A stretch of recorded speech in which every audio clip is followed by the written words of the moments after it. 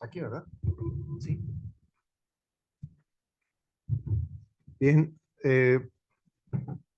Buenas tardes, sí se escucha, ¿verdad? Buenas tardes a todas y a todos. Hoy nos complace presentar a un académico de muy alto nivel que va a presentar una conferencia titulada Globalización, Cambio Tecnológico y Precarización del Trabajo. Está a cargo del doctor Luis Ignacio Román Morales, que es economista por la Facultad de Economía de la UNAM. Tiene la maestría en Economía del Trabajo y Política Social por la Universidad París 10 y el doctorado en Estructura Productiva y Sistemas Mundiales por la Universidad de París 7. Se tituló, por cierto, con mención honorífica. Sus antecedentes laborales son los siguientes y académicos. Participó en la Dirección General de Estudios, Dirección General de Educación Secundaria de la SEP. Fue asistente de investigador y luego investigador asociado en el Instituto Económico de América Latina, en el CIDE. Fue profesor en las Facultades de Ciencias Políticas y de Economía de la UNAM de 1982 a 1986 y del 92 a 97. También fue jefe del Departamento de Programas y Políticas Nacionales por la Dirección General de Empleo de la Secretaría del Trabajo y Previsión Social. Hizo estudios de posgrado y doctorado entre el 96, 86 y 91 y regresó nuevamente a la Secretaría del Trabajo, pero ahora como consultor contraparte, nivel director. Estábamos. Fue mi jefe ahí en esta área, director general en la Dirección General de Empleo. Ahí lo conocí a Nacho y fue mi jefe. Yo era su chalán. A partir de junio del 97 ha sido profesor y desde entonces en el ITESO. Actualmente es profesor titular en la licenciatura, maestría y doctorado, en donde imparte cursos en filosofía, la licenciatura en filosofía, relaciones internacionales y administración pública, en las maestrías en política y gestión pública y en la maestría en administración y negocios, así como en el doctorado en estudios científico-sociales. Es miembro del Sistema Nacional de Investigadores desde 1999. Es profesor de Economía Política y de Economía del Conocimiento en las maestrías de Política y Gestión Pública y de la Administración en la Universidad Iberoamericana de León, desde el año 2020, perdón. Ha sido autor o coautor de 50 artículos académicos, 20 libros y 30 capítulos de libros, ponente en 250 seminarios, congresos, mesas redondas y similares, incluyendo tanto nacionales como internacionales, realizados en Alemania, Argentina, Bélgica, Bolivia, Brasil, Canadá, Costa Rica, Chile, Ecuador, El Salvador, España, Estados Unidos, Francia, Guatemala, Honduras, Malí, Perú, Uruguay y Venezuela. O sea que es un turista académico. Muy bien, Nacho. Ha sido comentarista económico en diversos medios de comunicación local aquí en Guadalajara. Sus temáticas académicas son fundamentalmente empleo, política económica y coyuntura socioeconómica. Entonces, es un ponente de lujo y esperamos que nos ilustre con su conferencia. No, pues Enrique, muchísimas gracias por la presentación. Es un honor estar en el seminario de Relasi, la invitación de Jesús y del equipo, el poder participar también aquí en el muy, muy querido Colegio de Jalisco. Y pues bueno, tener la presentación por parte de Enrique, donde pues nos pues, seguimos encontrando los viejos camaradas desde hace 30 años.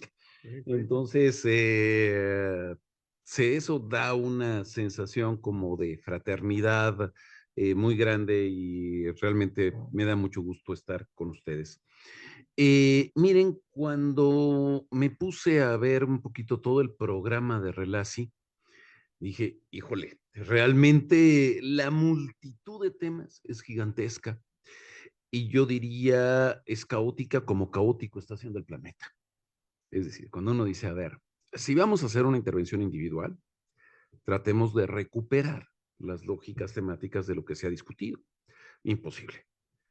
Es decir, ha sido tal la variedad de temas que se han planteado, que se ha abordado, que generar el común denominador es realmente complicado.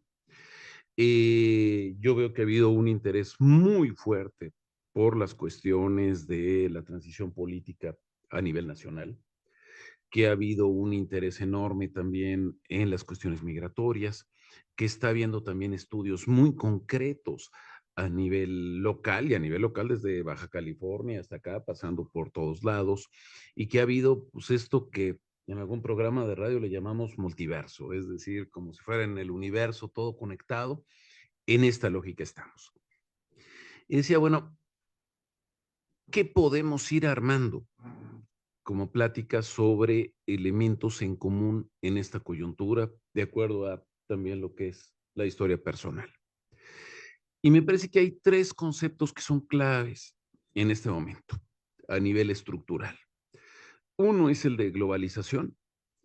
Creo que además tiene una presencia importante en la actualidad ante la expectativa de renegociación del TEMEC, ante la actualización del Acuerdo de Libre Comercio México-Unión Europea, ante toda la discusión sobre el nearshoring. Entonces, volver a hablar de globalización me parece que es significativo. El segundo es evidentemente el cambio tecnológico y que tiene mucho que ver con el papel de nosotros. Y ahí quisiera abundar un poquito más durante la presentación. Y el tercero es el gran elemento, digamos, de preocupación en términos también de nuestro devenir individual, además de todo el contexto terrible en términos de guerras, de deterioro ambiental, de inseguridad, etcétera. Pero a nivel personal, esta precarización del trabajo que estamos teniendo por todos lados. ¿Cómo se unen en la coyuntura actual? Eso es la idea de lo que estamos tratando de trabajar. Entonces, decía, una primera cuestión que yo ubicaría es precisamente este enorme cúmulo de temas del que generalmente estamos haciendo referencia y que generar el común denominador pues se vuelve realmente complejo. Eh, un segundo punto que quisiera tratar es este de la globalización, preguntándonos, ¿globalización de qué? ¿De qué hablamos cuando hablamos de globalización? ¿De la cultura? ¿O estamos hablando de globalización de la sociedad? ¿O estamos hablando? Pues generalmente el término se va asociando a mercados. Entonces quisiera poner un poquito en cuestión este concepto de globalización. Tercero, la parte justamente de la revolución digital o cuarta revolución industrial, la precarización y cuáles son los riesgos y oportunidades que tenemos ante este contexto. La primera cuestión que quisiera trabajar, perdón, me voy a hacer un poquito para acá porque pues ya ve los pastorcitos ya están viejitos y no alcanzo a ver la pantalla de hasta el fondo. Entonces me hago aquí a un lado para poder ver en esta pantalla y acá vamos platicando. Y miren, el primer punto es decir, estamos ante un escenario profundamente convulso. En América Latina hablábamos durante mucho tiempo del gran péndulo latinoamericano entre gobiernos de, digamos, izquierdas y gobiernos de derechas. El péndulo está roto. Estamos teniendo ahorita elementos muy fuertes en lógicas sumamente contrastantes. Por un lado tenemos a Milei, por otro lado tenemos a Lula. Por un lado estamos teniendo a Petro y por otro lado estamos teniendo el régimen golpista en Perú. Por un lado estamos teniendo una renovación democrática impresionante con Arévalo en Guatemala, un gobierno, digamos, enarbolando un discurso renovador en Honduras, y por otro lado tenemos el tristísimo caso de Nicaragua. Y estamos teniendo al mismo tiempo gobiernos altamente cuestionables en términos de derechos humanos, como en el caso de Bukele, pero con gran respaldo popular. Entonces, estamos teniendo una situación sumamente difícil de interpretar, y eso que no ponemos a hablarnos del golpe de Estado, lo que haya sido, o pseudogolpe o autogolpe, en el caso de Bolivia, de antier. Sí. Luego, por otro lado, estamos teniendo otra situación extraordinariamente compleja en Europa. Lo que ocurrió el fin de semana antepasado no es cualquier cosa. El que venga una elección al Parlamento Europeo que obligue a renunciar al primer ministro de Bélgica, que obligue a la disolución de la Asamblea Nacional en Francia, que genere la posibilidad de que se genere un nuevo gobierno en Francia con el primer ministro a corto plazo, dirigido por el Frente Nacional, que en Alemania el partido en el gobierno, el SPD, haya quedado en tercer lugar y que en segundo lugar haya quedado el de Alternativa Federal, nos está hablando de algo terriblemente convulso. Si nosotros nos preguntamos, ¿dónde van a estar los gobiernos? En América Latina y en Europa es una cosa, pero con Estados Unidos la pregunta es si va a haber gobierno. Es decir, ¿quién está tomando las decisiones o cómo se están tomando las decisiones? ¿Qué está pasando en esa superpotencia militar y económica en donde realmente ni siquiera queda claro con nombre y apellido quién decide? Podemos decir las multinacionales, podemos decir el aparato militar, podemos decir las petroleras, podemos decir los financieros, pero a ver, gente con nombre y apellido, Anthony Blinken o Kamala Harris, o ¿quién está decidiendo? ¿Y quién va a decidir en los Estados Unidos? Si nosotros hablamos de otro tipo de transformaciones, estamos hablando de revoluciones absolutamente impredecibles hace 20 años, en términos de género. Yo creo que es una de las fundamentales que estamos advirtiendo. Y lo ubicamos a nivel nacional. No es solamente la presidenta de la República, es la presidenta de la Suprema Corte de Justicia, es la del INE, es la lógica de más de la mitad de los diputados, es la lógica de los senadores, es la lógica de las gobernaturas, es la lógica, y estamos teniendo una transformación radical en este sentido, pero también a nivel tecnológico, también a nivel de migración, a nivel de la brutal amenaza que significa el medio ambiente, un nuevo centro del mundo. Todavía hace 2, 3 años yo decía, yo creo que China va a ser el centro del mundo en muy poco tiempo. No, ya no lo puedo decir. Ya no puedo hablar en futuro. Es decir, China parece ser actualmente el centro del mundo.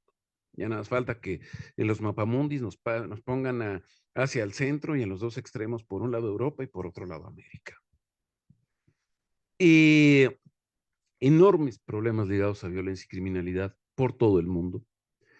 Y entonces la gran pregunta que tendríamos que hacernos a nivel de Iberoamérica, a nivel chicano, a nivel latinoamericano, de la región que nos involucra como red, es cómo demonios le podemos hacer en todo esto para poder seguir viviendo juntos. Creo que ese es el punto clave, digamos, al respecto. Ay Dios, aquí estoy.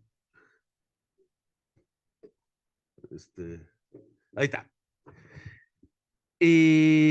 Primero, en esta lógica de contexto. Por un lado, sigue un discurso de mercado asociado a la globalización. Los acuerdos de libre comercio, los acuerdos de inversión, la preeminencia del sector privado sobre el sector público en las negociaciones internacionales, pero al mismo tiempo, políticamente, lo que está predominando por todos lados son los nacionalismos. ¿Cómo por un lado generamos económicamente esa tendencia a la globalización? Y por otro lado, dados los efectos que ha habido, el repliegue político-social hacia el nacionalismo. Ha habido otro cambio fundamental, el de la libertad humana. De los más viejos aquí ubicaremos que cuando hablábamos de libertad en los años 70, en los años 80, no estábamos pensando en libertad del mercado. Ahora los libertarios se han expropiado el concepto de libertad para decir libertad en el sentido friedmaniano, libertad de elegir en el mercado. Entonces, bueno, ahí estamos teniendo otro punto básico de modificación del sentido esencial de la búsqueda del ser humano en términos de libertad. ¿Cómo pasar de una tecnología como esperanza de todo lo que nos puede dar a la tecnología como una amenaza de volvernos inútiles en este mundo hipertecnologizado? ¿Cómo plantearnos el paso de una lógica de defensa de derechos laborales a decir, no, lo que importa es que seas competitivo y que te rasques con tus uñas, porque es lo que demuestra qué tan eficiente eres? Y por otro lado, cómo poder seguir buscando un crecimiento económico al infinito. Nuestro objetivo será que el Producto Interno Bruto crezca en tanto por ciento, como se hace en los discursos políticos y empresariales, a la constatación de la finitud del planeta, donde se dice simplemente, no podemos crecer al infinito en un planeta finito. Y a nivel nacional, también tenemos una lógica, a mi parecer, difícil de entender. ¿El peje es neoliberal o es revolucionario? Pues es las dos cosas, o sea, es todo al mismo tiempo. No podemos evaluar la estrategia de desarrollo de México en un cartabón teórico diciendo es keynesiano, es monetarista, es neoliberal, es izquierdista, es socialdemócrata. No, o sea, es una mezcla extraña de un montón de cosas. Se nos dice, tendremos un gobierno sin contrapesos, porque aparece la lógica esta de la posibilidad de tener no solamente la mayoría absoluta en la Cámara de Diputados, sino inclusive en la de senadores, ahí negociando para sacarse 4 senadores por ahí del retraso con hueso que queda en distintos espacios. Pues sí, pero en realidad el poder está en las cámaras. ¿Quién tiene más poder político en México? ¿López Obrador o Carlos Slim? ¿Cuál es la relación de poder en México frente a la dependencia de Estados Unidos? En otras palabras, México tiene muchísimas décadas sin contrapesos reales, porque México es un país esencialmente plutocrático. Ahora la cuestión es, ¿puede una alternancia reducir ese poder plutocrático y curiosamente empezar a generar un contrapeso político al poder del dinero? Creo que ahí hay otro punto que valdría la pena considerar. Estamos teniendo otro gran elemento de contexto a nivel nacional, es la hiperdependencia ante Estados Unidos. Que digo, este año en México tenemos la experiencia de unas elecciones trascendentes, muy trascendentes en nuestra vida y en nuestro devenir. Evidentemente, las elecciones de noviembre en los Estados Unidos. Es decir, está la dependencia que ahí estamos ubicando un montón de broncas. Por otro lado, estamos teniendo tendencias sociales también contrapuestas. Estamos teniendo reducción de pobreza y de desigualdad, y es cierto, pero al mismo tiempo tenemos aumentos de precarización y de vulnerabilidad. Normalmente, tendencias que normalmente iban juntas, ahora ya no van juntas. ¿Cómo analizamos y cómo incidimos ante estas nuevas circunstancias? Muchas gracias. A ver, quisiera empezar con conceptos. Globalización. Globalización otra vez de que, perdonen, somos economistas. Estamos hablando de mercados. Para los que no sean economistas, no sé, aquí, perdón, ¿cuántos son? ¿Quiénes son economistas de acá? Bueno, pues sí, hay una buena cantidad, pero no la mayoría. Cuando decimos globalización de los mercados, yo quisiera regresar al concepto base de macroeconomía, que no es el que damos en nuestras clases de licenciatura. No es que la macro sea de los países y la micro sea de las empresas. Eso no sé de a qué mugroso manual se fue generando esa tendencia. Si uno revisa básicamente la formación de la micro, teoría neoclásica, y la formación de la macro a partir del keynesianismo, uno ubicará la microeconomía estudia los mercados de manera individual. La macroeconomía fundamentalmente estudia el comportamiento sistémico entre mercados, el nivel de interacción entre mercados. La base fundamental en los modelos de equilibrio general, cuando menos en los de origen neoclásico, es, pues partimos de un supuesto fundamental, la libre movilidad de los factores. Es decir, capital, trabajo, pueden desplazarse de un lugar a otro en función, no hay barreras de entrada, no hay barreras de salida, por lo tanto, se puede generar un cambio en la utilización de factores a nivel territorial.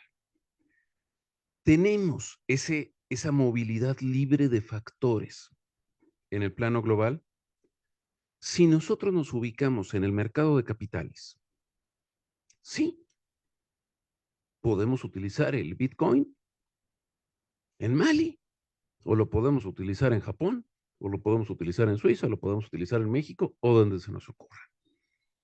Y para poder trasladar, si tenemos la lana, $1,000,000,000 de México a las Islas Caimán, simplemente basta darle enter a la computadora.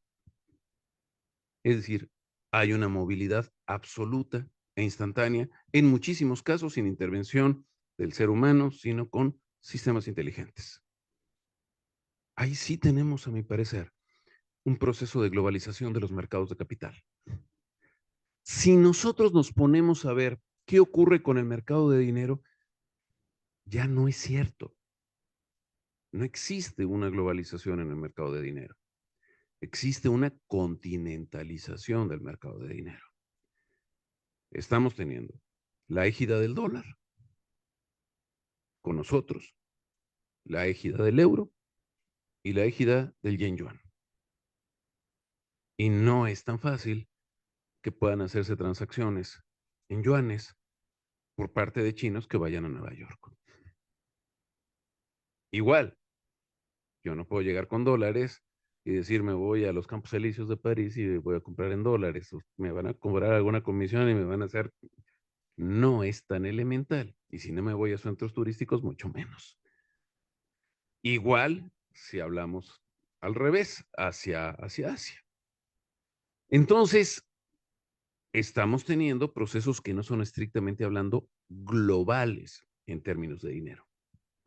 Si hablamos en términos de mercado de bienes y servicios, no tenemos ni globalización ni continentalización, tenemos bloquización. Y en el Tratado de Libre Comercio México, Estados Unidos y Canadá está prohibido que negociemos un tratado de libre comercio con China. Es decir, es abrirnos hacia adentro de los bloques, pero para protegernos de los que quedan afuera del bloque. Entonces, tampoco es una libre movilidad plena de factores.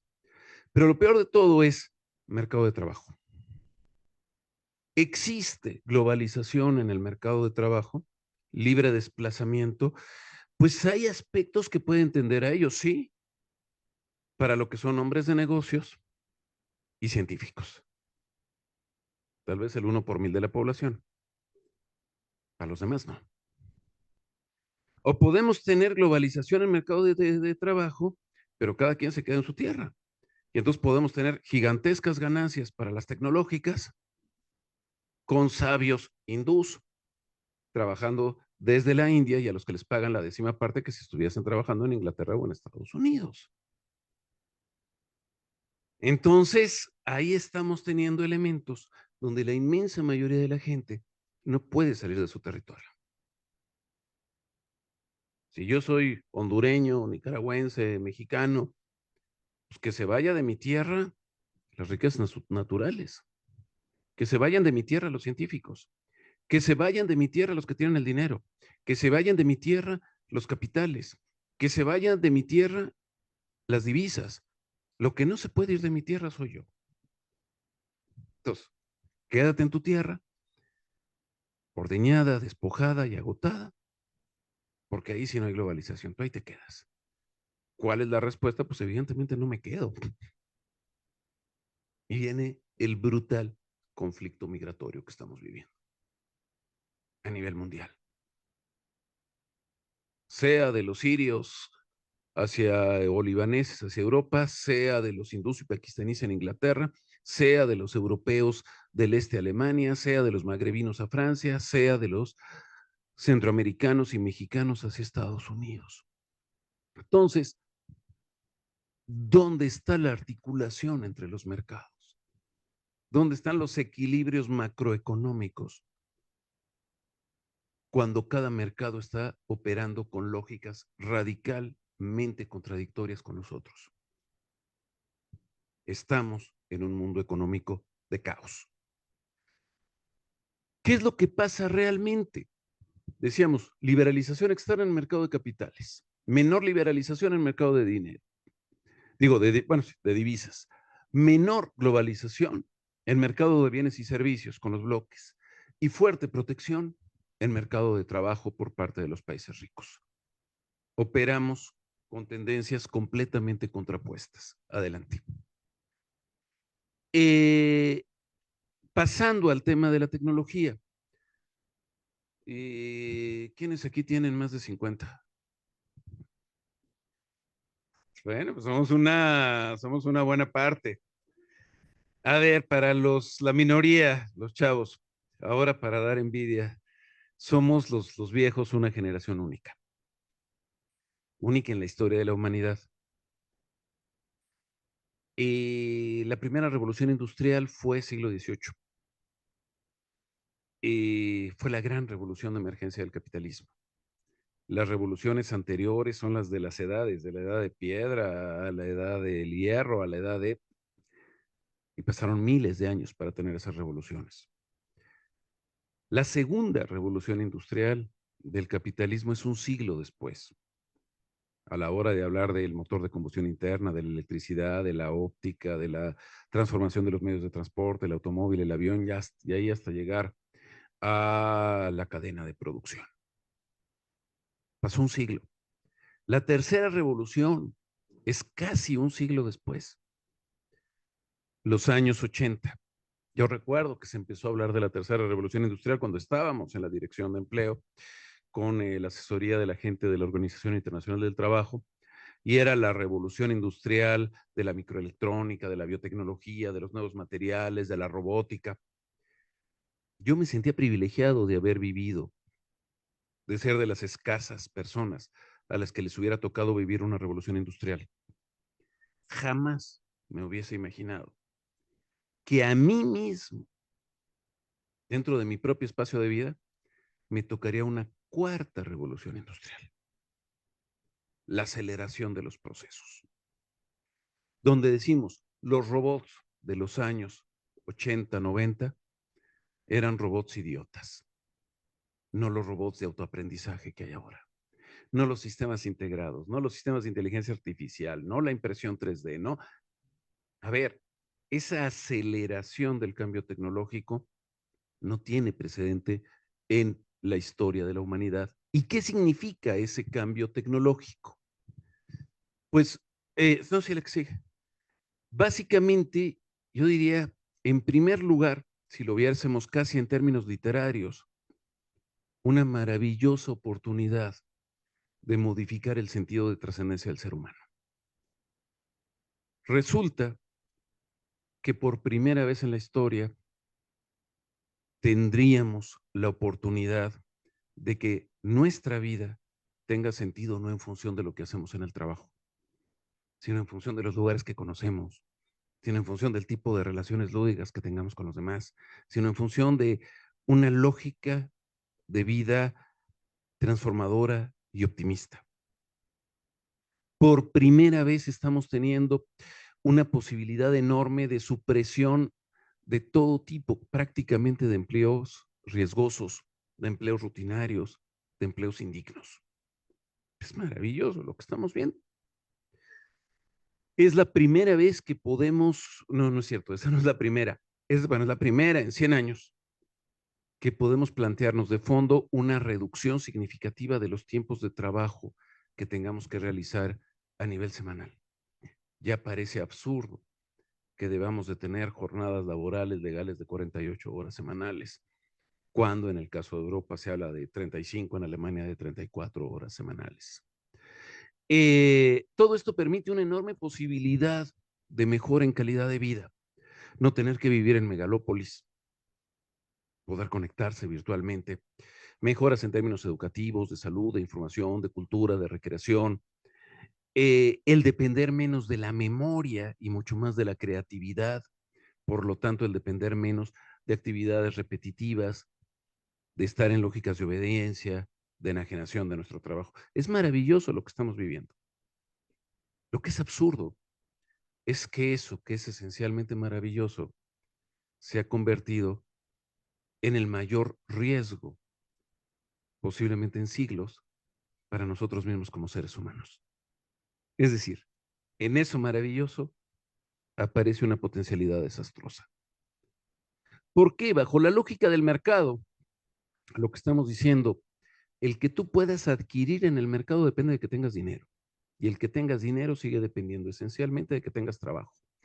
Y si el cambio tecnológico implica que tengas menos trabajo, vas a tener menos dinero. Por lo tanto, implica esa inutilización del sentido del trabajo humano y ya ni siquiera restringido al denominado trabajo manual. La posibilidad con los sistemas de inteligencia artificial de desplazamiento mayor del trabajo profesional, incluyendo el de maestros, el de investigadores, el de abogados, el de médicos, el de X, hace que aquello que se sentía como amenaza para el obrero de línea en la tercera revolución industrial, ahora sea una amenaza para todos nosotros, para empezar. Junto con ello, estamos teniendo, por lo tanto, una polarización en las condiciones de vida y básicamente en favor de los grupos de privilegio. Cuando estudiamos historia, hablamos de las gigantescas riquezas faraónicas o de las riquezas imperiales de Enrique VIII, o de Carlos V o de Luis XIV. Si uno ve los reportes de Oxfam sobre desigualdad extrema, lo más probable es que el nivel de concentración de patrimonio a nivel global sea peor que el de la época de los grandes emperadores y de los faraones. ¿A dónde hemos llegado? Y que no tiene nada que ver con el mercado. Es una concentración de poder. Estamos teniendo una dilución del poder del Estado. Digo, el caso de Milei es patético, pero igual simplemente al hablar de criptomonedas, ¿cómo establecer una política fiscal de control de las criptomonedas a nivel nacional? Es una brutal amenaza a la capacidad distributiva del Estado, a la capacidad de acción social propiamente. Caos migratorio. Evidentemente lo vivimos aquí día a día y seguramente lo han trabajado enormemente a lo largo del seminario. El desastre ambiental que estamos advirtiendo frente a esta lógica del mercado que predomina sobre la lógica de sustentabilidad del planeta, el enorme recrudecimiento de violencia, sea por guerra, sea por narcos, sea por cualquier actividad de orden ilícito, y los brutales procesos de monopolización. En el caso de México, y es parte de lo que nunca veo en los programas de gobierno, es, yo no puedo poner una tienda de abarrotes, porque si me va bien, a los 6 meses va a llegar el Oxxo o el 7-Eleven y me hace completamente un lado. No puedo poner una cafetería porque entonces me llegaría el Starbucks.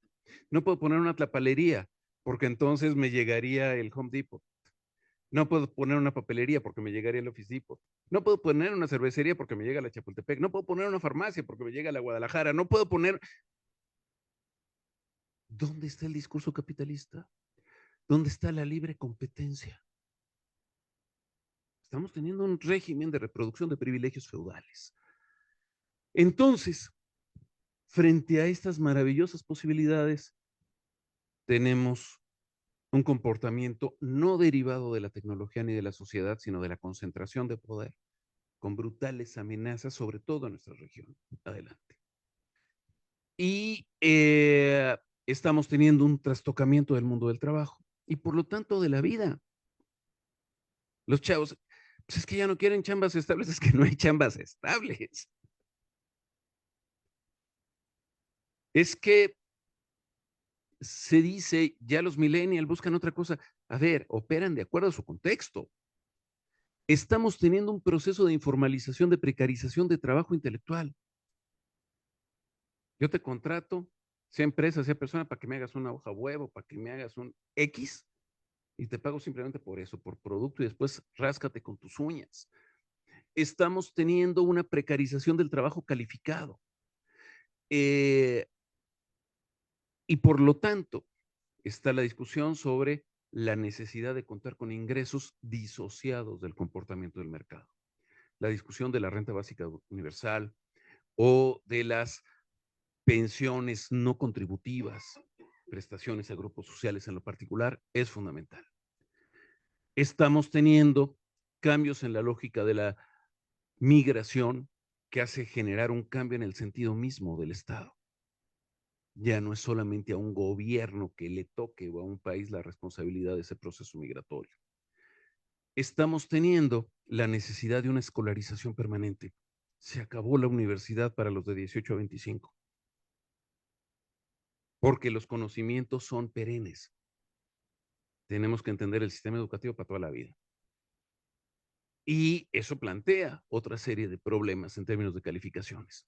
Una enorme concentración de patrimonio que es mucho mayor a la concentración del ingreso. Piketty lo demostró y desde ahí lo que ha hecho Oxfam también ha sido maravilloso. Y uno dice, ¿y qué hacemos fiscalmente para confrontar esas transformaciones? No se plantea en México una reforma fiscal. Ni lo planteó López Obrador, ni lo plantea Sheinbaum. A diferencia de Chile, de Brasil, de Colombia, que sí están planteando una modificación sobre ello. El Estado se encuentra frente a un debilitamiento económico, pero un agrandamiento de su poder militar, que también lo vemos brutalmente a nivel internacional con los riesgos que ello implica. Estamos teniendo, curiosamente, que se siguen ampliando las megalópolis, pero al mismo tiempo tenemos una ruralización. El trabajo virtual permite que nos vayamos a pequeños lugares. En otras palabras, una polarización de la población en grandes ciudades, una pequeña en espacios súper pequeños y la desaparición de los espacios intermedios. Digamos, las poblaciones fantasmas. Y el planeta en conjunto está entre la sostenibilidad y su inviabilidad. Agotamiento de riquezas, riesgos sanitarios. Este es el esquema en el que estamos. ¿Qué hacemos las universidades frente a ello? Perdón, me estoy colgando mucho, pero ya voy aquí acabando. Y entonces el comentario final, a mi parecer, sobre qué hacer en términos de investigación en nuestras redes, en nuestros espacios, sobre todo de los jóvenes creciendo, a decir, ¿cómo incidimos en nuestro entorno social? Es, a ver, si estamos hablando de un cambio de época, de un cambio civilizatorio, no podemos trabajar simplemente con los mismos, con las mismas premisas, ni teóricas ni metodológicas, con las que hemos actuado toda la vida.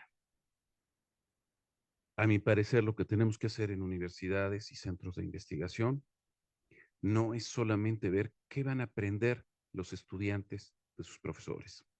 Tenemos que plantearnos muy seriamente qué es lo que tenemos que aprender los profesores de los estudiantes. Y a partir de eso poder generar un proceso realmente conjunto de crecimiento recíproco. Otra, no podemos simplemente hablar en términos de decir qué tenemos que hacer. Ah, pues vean ustedes lo que se está haciendo en Dinamarca. No, o sea, tenemos que volver a una lógica de conocimiento situado. ¿Cómo nos podemos ubicar en ese entorno global, pero aquí y ahora? ¿Cómo actuar desde Guadalajara o desde la Ciudad de México, desde Colima o desde Zapopan o desde Tepico, desde donde sea, en términos de este quehacer global?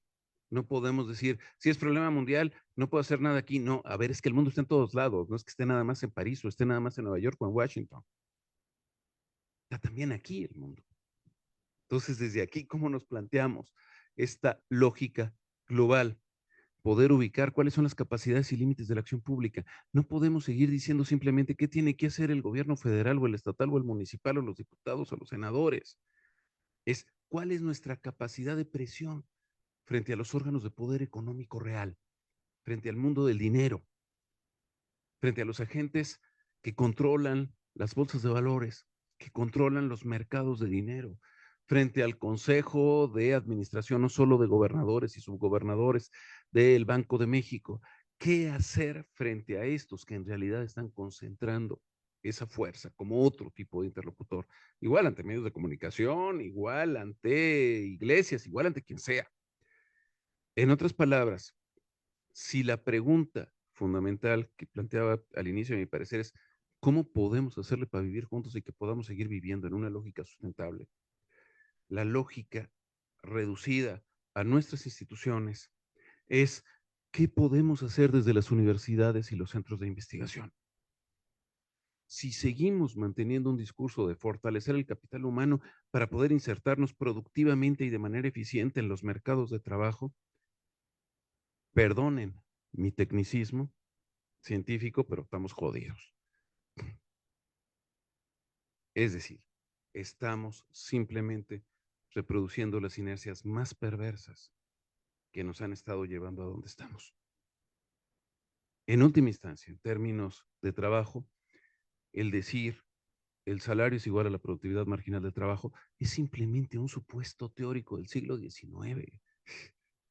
No es ninguna demostración empírica en ningún lugar de este planeta. El partir de un dogma de fe es lo más antiacadémico que podemos hacer. Y en última instancia, aun cuando eso fuese cierto, y dijésemos, a ver, es que tenemos que aumentar nuestra productividad, yo diría, yo no valgo por ser doctor, yo no valgo por ser investigador, yo no valgo por cualquier medallita que tenga, yo valgo simple y llanamente por ser humano. Si somos capaces de entender que valemos por ser seres humanos, creo que nuestra función como universitarios tendría que ser ese reconocimiento de que si nosotros nos quemamos las pestañas, existen en este planeta miles de millones que se quemaron las pestañas, se rajaron las patas, se partieron el lomo por poder vivir. Y entonces, esa recuperación del sentido social auténtico de la universidad y no solamente de rentabilización mercantil es lo que creo que hay que recuperar. Muchas gracias.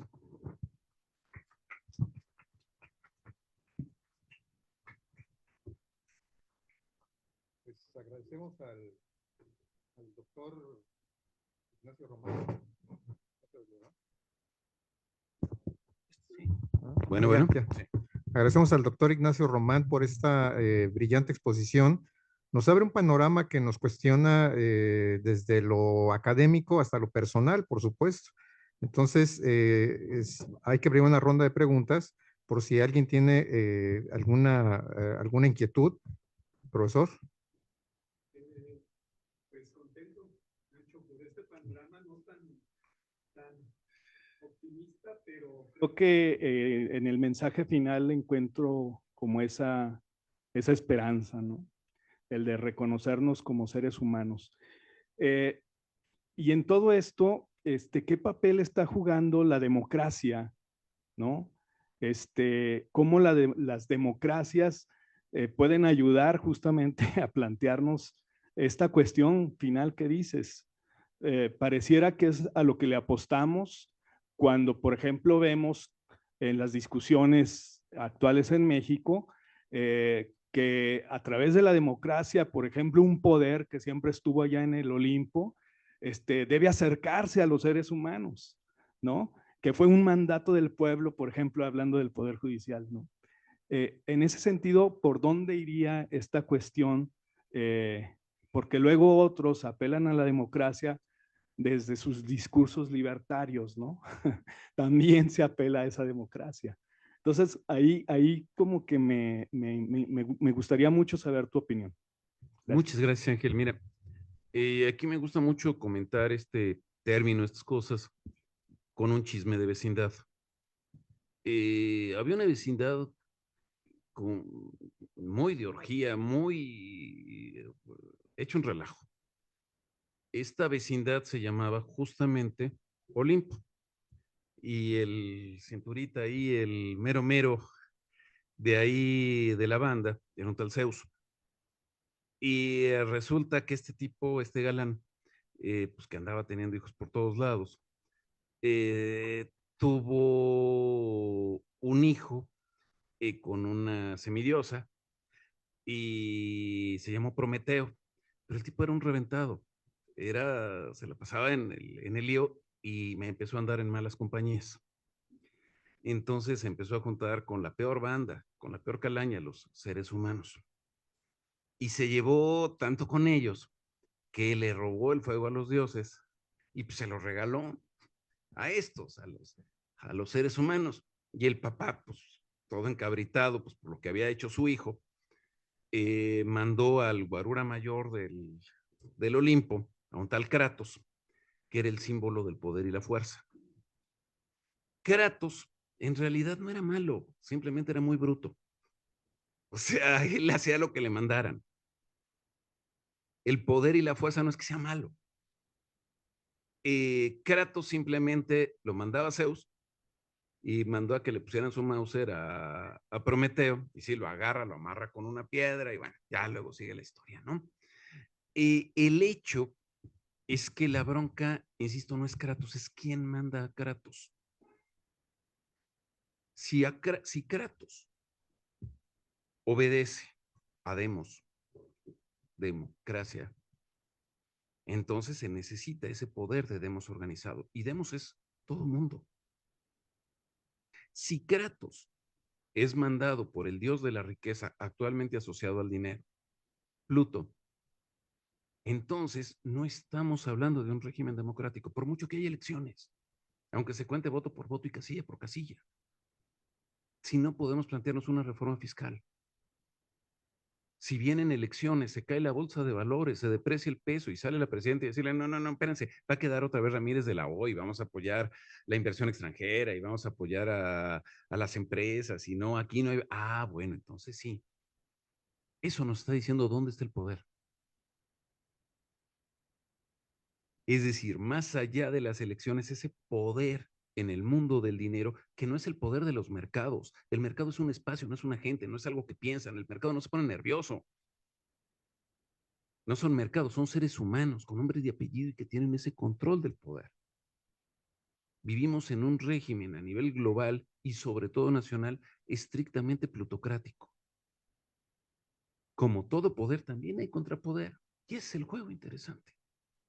¿Podemos crear contrapoderes democráticos en México y a nivel internacional? Sí, pero eso implica romper con lógicas de privilegio académico. Es que somos los investigadores o los doctores, de privilegio de dinero, de privilegio por considerarnos lo que sea, de color de piel, de nacionalidad. Entonces, esa creación de institucionalidad creo que es básico para actuar. Si no, no se puede construir democracia. Democracia no es el votante. Democracia es la participación en toma de decisiones a nivel amplio y el reconocimiento de los conocimientos de donde los haya obtenido la población, sea del trabajo en la labranza, sea del trabajo en la fábrica, sea del trabajo en la calle, en informalidad, sea de donde sea. Esa posibilidad de diálogo, si nos negamos a ella, no puede haber democracia.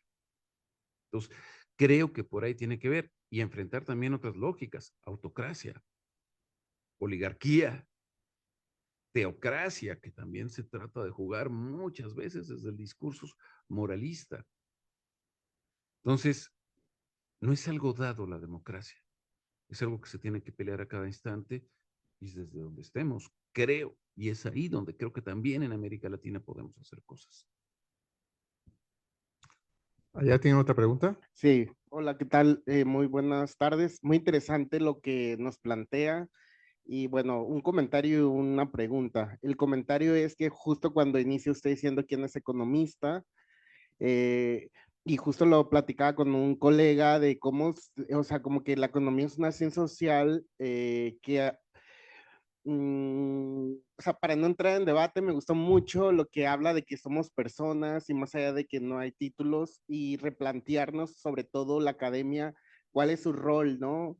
En esta generación de conocimiento, de mejorar la práctica y sobre todo para qué, ¿no? Y bueno, una respuesta a su pregunta es justo enseñar economía desde una perspectiva social, esto de economía social y solidaria, me parecen unos elementos ante pues esta economía capitalista, ¿no? Mi pregunta en particular es sobre todo, ahora se habla de desglobalización, si va un poco por lo que usted decía de estos bloques que han tomado como mayor poder. He escuchado mucho el concepto de desglobalización. Yo digo que seguimos en la globalización, pero hay otros autores que dicen, no, hay desglobalización porque justo la concentración de poder y la riqueza pues se va concentrando en estos bloques de los que bien hablaba.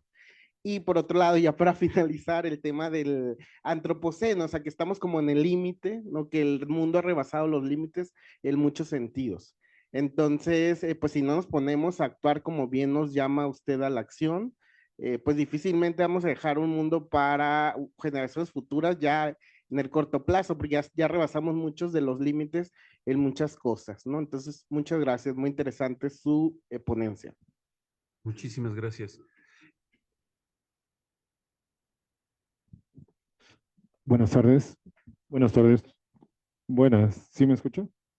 Sí. Sí, soy el doctor Alejandro Díaz Bautista del Colegio de Frontera. Venimos de la frontera México-Estados Unidos, ¿no? Ahí en Tijuana. Y pues nos interesan mucho los conceptos que plantean. Hablan de la desglobalización y sí es cierto. Aquí en México le están poniendo todo al nearshoring y todavía no empiezan las inversiones, ¿no? Del nearshoring, creemos, ¿no? Ahí en la frontera, pero dependen mucho. Nos están pidiendo estudios de cómo atraer el nearshoring a la frontera México-Estados Unidos, pero realmente sabemos que el nearshoring es el bebé del friendshoring y el allyshoring, y estas son políticas de Estados Unidos, y el primo lejano del nearshoring, ¿no? Es el offshoring. No sé si se acuerdan del offshoring. Sí. Pero ahora es el nearshoring. Entonces estamos siguiendo una política de Norteamérica, de Estados Unidos, porque estamos en un tratado comercial. Cumplimos 30 años del tratado, de los dos tratados comerciales, ¿no? En la Universidad de California, San Diego, a principios del mes, nos dijeron si pensábamos que iba a haber la renegociación o iba a haber cambios, y sí, creemos que sí iba a haber cambios. Ayer vieron a Trump y Biden, y sí hablaron de China, vieron cómo hablaron de los migrantes, ¿no? Y atacaron a nuestra población, ¿no? Todo era culpa de los migrantes, por eso 5 veces Trump habló de nosotros, de todos los migrantes, ¿no? Estados Unidos es un país de migrantes, yo no sé qué le está pasando a Trump, pero lo que sí estamos viendo es que estamos ya en una etapa de desglobalización, ¿no? Con el nearshoring. Es la deslocalización de las empresas, otra vez las quieren traer de China, porque sí me comentan que están viniendo, ¿no? Tal vez no a México, porque el nearshoring también es en Canadá, en Sudamérica, en la India, en Europa del Este. Entonces, habla de cuestiones de poder. Claro, aquí ¿quién va a tener poder? Si llega Trump a la presidencia contra una presidenta, ya ven cómo es con las mujeres, este señor, ¿no? ¿Cómo va a tratar a la presidenta, no? Ustedes pónganse a pensar en esto, ¿no? Si a Biden ayer, pues fue puros insultos y puras mentiras, ¿no? ¿Cómo va a ser con México y con una presidenta si llega este señor? Y sí, es cuestión de poder, ¿no? Y los felicito a todos. Gracias por la invitación. Nos estamos pasando muy bien todavía. Y buenas tardes. Ok. Bueno, ok. Buenos días, buenas tardes, no sé aquí. Muy interesante su intervención, pero terrible. Pero no terrible porque la haya expuesto o como la haya expuesto. Terrible porque es real. Terrible porque es así efectivamente lo que está sucediendo ahora en el mundo. Nosotros en Europa, bueno, en España, nunca la política había estado tan polarizada. Lo ha mencionado usted, hace menos de un mes, en las elecciones europeas, la extrema derecha ha tenido o ha constatado lo que ya se venía diciendo, que era llegando a ese primer lugar, ¿no? En Austria ha ganado, en Hungría ha ganado, efectivamente en Alemania es la segunda fuerza política.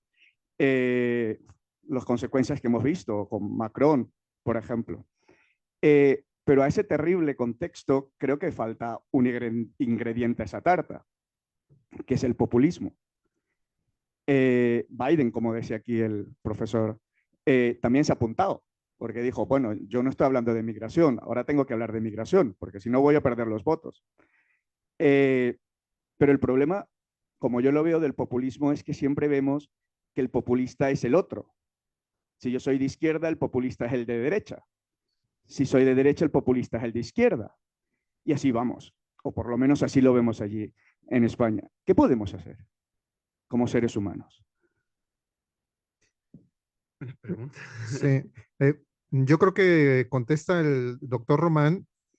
¿Tienes otra pregunta? Pati tiene una pregunta. Muy rápido. Y ahí le paramos, ¿no? Ok, nada más esta idea que dijo el doctor acerca de que los estados están perdiendo fuerza. Entonces, y hace un llamado a la redistribución del ingreso. A las políticas fiscales sabemos los economistas, por lo menos eso decimos, que solamente con una reforma fiscal es factible una redistribución del ingreso de manera óptima, digamos, de manera dirigida, planeada y demás. Entonces, si hay un debilitamiento del Estado, si los gobiernos no son capaces de hacer esto, ¿cuál sería la solución? ¿Cuál sería la idea con este marco de democracia o de gobiernos populistas, etcétera, si ya no tenemos ninguna posibilidad de generar redistribución del ingreso dentro de estas propias economías capitalistas? Ok. Sí, muchísimas gracias. A ver, son muchos puntos muy, muy interesantes. Trataré de ser breve al respecto. Primero, economía. Y hay una cuestión que yo normalmente trato de reclamarle a los universitarios de cualquier disciplina y que es algo que justamente lo tomo primero de Samuelson, luego de Piketty. Es, por favor, no permitan, no sigan permitiendo que la economía quede en manos de los economistas. Es decir, es básico que el debate económico sea nuevamente un debate social y eso implica reinterpretar la economía. La economía, la administración de la casa en términos de Genofonte es cómo podemos transformar las riquezas que nos da la naturaleza en bienes que nos permitan sostener nuestra vida. Eso es la economía. No tiene nada que ver con mercados. Vaya, ni siquiera con dinero. Dice Genofonte en el Económicos, a ver, si tú utilizas el dinero simplemente para darte en la queca, el dinero no es un bien. Solamente es bien en la medida que te permita generar satisfactores. Necesitamos recuperar el sentido esencial de la economía. Y esto lo tenemos perdido. Y esto no se va a hacer desde el mundo de las finanzas. Y un segundo aspecto es justamente con respecto a esta parte de precisamente a la migración, el shoring, etcétera. A ver, es que efectivamente no podemos tener un mundo estrictamente feudalizado, parcializado. Evidentemente requerimos, la autarquía no existe, requerimos esos intercambios fundamentales con todo el mundo. La cuestión es en qué condiciones y qué institucionalidad generamos. Y no es que ganen los países ricos y pierdan los pobres. Slim ganó con el Tratado de Libre Comercio. Y los trabajadores con baja calificación en los Estados Unidos, de origen latino, de origen afrodescendiente, de origen asiático, perdieron con el Tratado de Libre Comercio. Es decir, es una lógica de triunfo y de pérdida en términos de grupos sociales, no de territorios, estrictamente hablando. Y efectivamente, en la lógica del offshoring, en realidad no es en cómo dirigimos las inversiones hacia dónde producir, sino también en dónde mandamos el dinero para no pagar impuestos. Y entonces entran los paraísos financieros internacionales y se vuelve mucho más compleja la discusión de dónde se colocan el dinero de los mercados. Y ante los insultos, yo diría que necesitamos empezar a ver a América Latina verdaderamente de frente, no por el espejo retrovisor. Es decir, necesitamos buscar una lógica de integración mucho mayor entre quienes tenemos los mismos problemas, las mismas necesidades de resolver problemas comunes. Si simplemente tratamos de vincularnos como cola de león con las grandes potencias, nunca dejaremos de ser la cola de cualquier animal. Si los Estados Unidos siguen diciendo es que somos unos violadores, criminales, rateros, enfermos mentales, etcétera, etcétera, pues bueno, lo que hacen los cubanos es responder, pues sí, está bien, pero mira qué bonito y sabroso bailan el mambo las mexicanas. O sea, es entrar en otra forma de ubicar las relaciones. Y es esto lo que tenemos que, a mi parecer, poder trabajar y proponer desde las universidades. Y sobre los populismos. Curiosamente, el término populismo, hasta donde yo recuerdo, es un término de Lenin. Y se refería justamente a los mencheviques.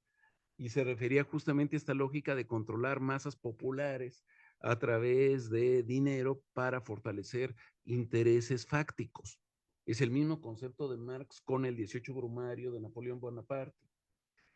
Y lo que es fundamental es entonces el enfrentamiento a esos populismos, sea de la denominada derecha, sea de la denominada izquierda, a mi parecer tiene que ser de nuevo con construcción de institucionalidad. Algo que me parece terriblemente cuestionable del gobierno actual en México es que no es que se den transferencias hacia diversos grupos de población, sino que se den de manera individualizada, no con construcción de instituciones.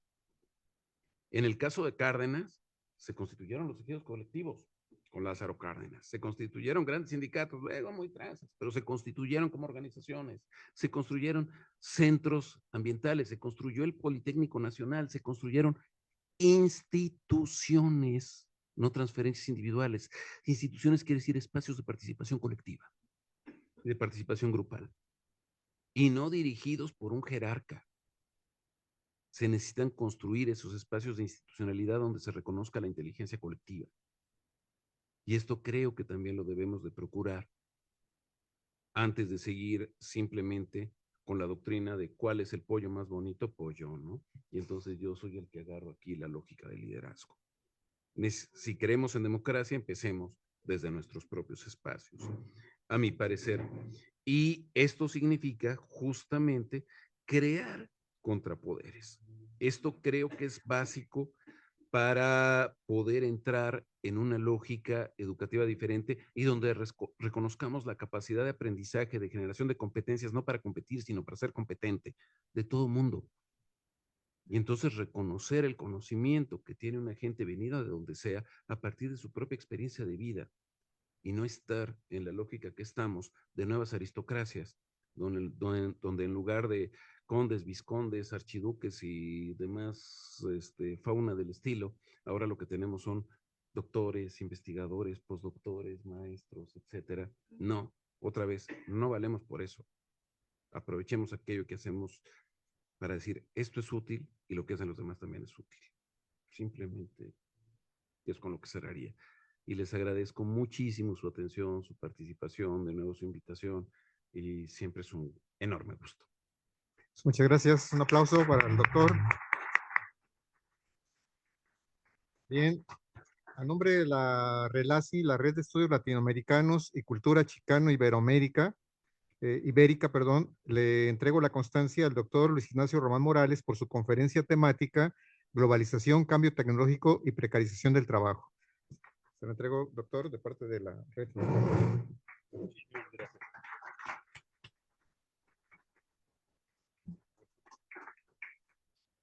Gracias, senador. Pues,